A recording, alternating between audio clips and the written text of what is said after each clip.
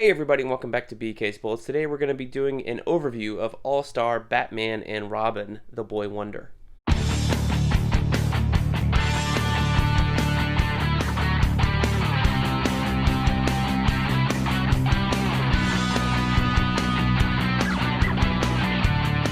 Hey everybody, and welcome back to BK's Bullets. As always, I'm your host, Brent, and today if you can do me a favor by please subscribing to the channel. Helps me out, lets the video grow, helps the channel grow, lets you know when I drop new videos, all the good stuff. So, All-Star Batman and Robin, let's look through this trade paperback. So, I think there's an absolute version of this. I'm not quite sure. This is the trade paperback. It's got the older DC logo. I don't know if it's been reprinted or not, but it says Volume 1 on here, which is really kind of funny because there is no, other volume. This book was notoriously late. This came out in not the trade, but the book started coming out. I think it was in 2005. I was in college. Jim Lee had completed his Hush run, and he had done a run on Superman, I think, when I was in college back then. And then this was his next project. He was going back to Batman, and DC was starting this All-Star line, and they were bringing back Frank Miller, who was doing, I think Sin City had recently concluded at the time. The movie had come out. And they were bringing back Frank Miller to team up with Jim Lee to tell the ultimate Batman story. And it was going to be set in the early years, kind of a follow-up to Batman Year One for Frank Miller. Now, Frank Miller from Batman Year One had changed, at that time, 20 years or so? So it had not been a really, his style here is totally different than what it was in Year One. A lot less subtle, a lot more Sin City.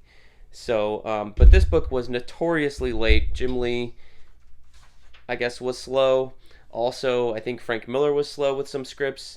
And they only completed 10 issues, which are collected in here. The original, the only 10 issues. So it's a nice little trade that you can get for $19.99 if you can still find it for cover price. And, the art in here is amazing. I mean, that's why you buy this book. It's got a little introduction in here from Bob Schreck, an editor at the time, written in March 2008. So I think it completed by then. But I thought this was coming out in 2005. Yeah, copyright 2005, 6, and 7, and 8. So this 1 through 9 issues, sorry. 9 issues over 4 years. It took a really long time for some of these to come out. Maybe there was a year wait, almost a year wait between some of these issues. But the art is just gorgeous. Oh my gosh. This is Jim Lee firing on all cylinders right after Hush. Yeah, it's a little racy here. This is, like I said, this is Frank Miller. But man, just look at this shot of Robin, of Dick Grayson in the air. It's really incredible. But this is also the series that gave you the line of this one here. I'm the GD Batman. The legendary line. I remember reading this when it came out, and I didn't think anything of it. But the internet took a hold of this line and blew up with it. I think it's still a meme right now. And he's like, "Who are you?" He's like, "I'm the goddamn Batman." But they're chasing, and then you see Robin become Robin. There's stuff with Black Canary in here, which was kind of a weird one-off issue. Superman makes an appearance. But you have some great Jim Lee, early Batman images. This one's great. I love this cover with the blood. You've got this Wonder Woman in here. And at the same time as this was running, All-Star Superman by Grant Morrison was running. The other weird thing is that you had Robin, who was not quite stood up yet, as inspired to be Batman's sidekick. He's not even wearing the costume. But in issue 6, you have Barbara Gordon running around as Batgirl, pretty much prior to Robin being Robin. It's pretty wild. I think that's what happens. Show on the damn cover. Am I wrong? I know Barbara Gordon's in one of these issues, and she was cursing a lot. And there was a big deal about the original printing of the comic book containing the curse words that were actually written in the scripts, because they were cursing with the F-bombs and stuff. trying to find this page. This Black Canary issue, no, issue 7 here. The Black Canary team up with Batman is really, really cool. I really enjoy that. Here it is. Yeah, all these little black bars down here on the center of the book is like, I remember them like on, I don't know, Bleeding Cool at the time, or Comics CBR. They were like, oh, you can see through the black bar what the actual curse word was. So we had to reprint it, and like, you know, you weren't supposed to be able to tell that she was saying the F-bomb here, even though this was like an almost a mature reader's storyline. But I always thought this was a little weird that Barbara Gordon Batgirl appears in costume before Robin does. And then Robin doesn't actually show up in the book until the very end. And this, I think it's this issue. He's got this weird hood costume based off Robin Hood. Or he wants to be called the Hood, and he goes, nope, you're Robin. But this last issue, I really did like this. So Batman, incidentally, is going up against Green Lantern, and they paint the room yellow because Green Lantern, the Silver Age Green Lantern, has this weakness to yellow. So Robin's painting himself yellow. Everything is yellow. They're serving lemonade. They're all painted out in yellow so that he can't use the powder ring on them. It's pretty ingenious. It is a really fun, humorous issue. So I enjoyed this series for what it was. Like, I thought it was kind of cool. It's kind of like, let's just look at these 2 splash pages. Oh my gosh, beautiful art. I enjoyed it for what it was. I'm not like a, you know, I'll take a different take on Batman and Robin any day. You know, give me something new and fresh. And this is kind of, it was new. It wasn't quite fresh. Maybe it was a little bit dated. Frank Miller had, you know, not gotten, you know, exposed or anything like that. But the art has aged very, very well. Like, Jim Lee's style, I think, is a classic style. And because of Hush, I think he's rated as one of the best Batman artists. But for me, while Hush was good, he didn't really dial in his Batman until towards the end of that run. And for me, it was here in All-Star Batman and Robin that I really was like, all right, Jim Lee, with stuff like this little panel, the last couple of, yes, that's the girl from Dark Knight Returns. She's not nude. But the stuff with the cave here, these last couple pages here in issue 9, these 2 spreads, I was like, Jim Lee is a master, and with All-Star Batman, for me, was a definitive Batman artist. I know other people will say, like, no, it's with Hush, but really, it was here that he became a definitive Batman artist, even though he hasn't done that much, like, honestly, he hasn't done that much Batman or DC work. He's done the 12 issues on Hush, he's done these 9 issues, and I think that's it. He's done a bunch of covers. You know, he did maybe the first issue of Batman Europa, but he doesn't have a whole lot of work underneath him to, you know, to match the works of like Neil Adams or Jim Aparo, who drew Batman for years and years and years, to really call themselves definitive. But I think with his impact on how other people draw Batman, you look at Jason Fabok right now, Jim Lee definitely influenced a whole lot of artists on how Batman is drawn. So the other notable thing about this book, this is the first time I'd seen anything like this since I was collecting comics. Let's pull aside my bookmark here. I remember this when it came out. They announced this is issue, I think it's issue number 4. Yeah, issue number 4. They're saying has a big spread. Oh, mine's a little damaged over here. Of the Batcave in it. And they were like, it's a pull-out spread. And I didn't know what that meant until I got the issue in hand, and it folded out just like this, so I commend them for doing this in the trade paperback. So this is 1, 2, 3, 4, 5, 6 pages. You can't even see the whole thing here on my camera. If I zoom out, I gotta stop the video. But it's a monstrous spread, folds out from one side, and it's just a big widescreen panel of the Batcave. It's gorgeous.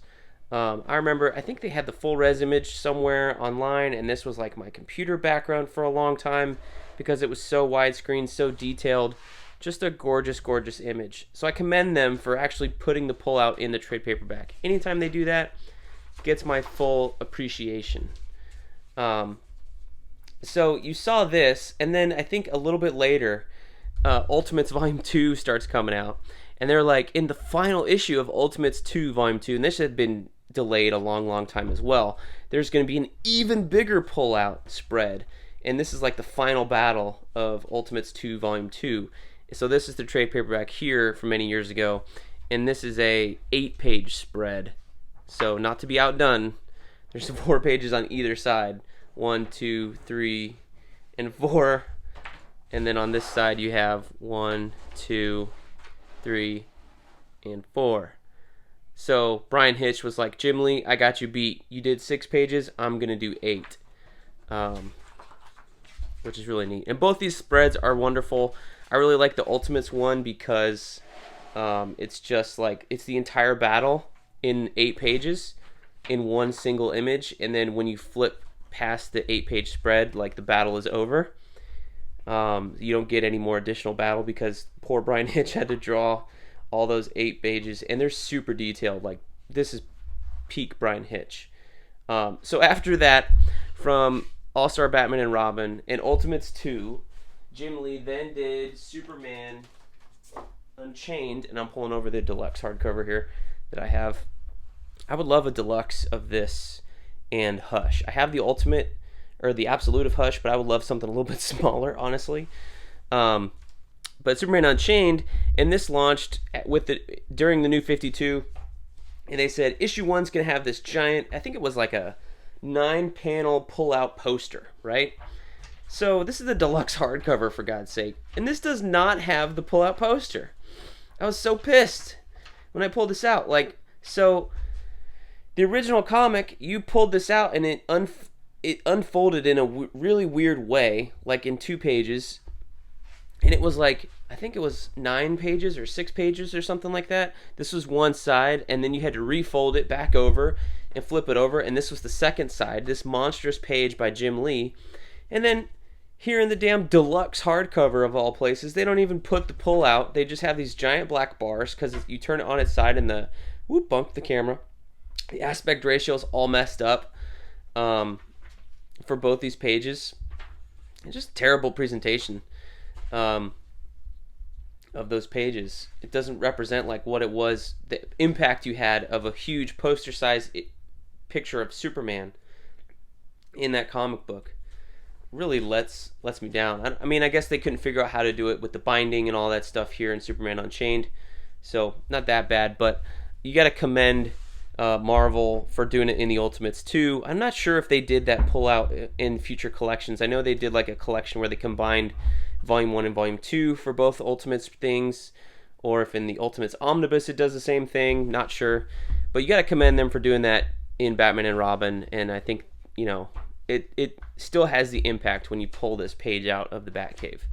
So, well, yeah, everybody aped Jim Lee after this, so with the pullout thing, and that was like I think Superman Unchained was the end of the pullout war as far as I can remember. I haven't seen one since.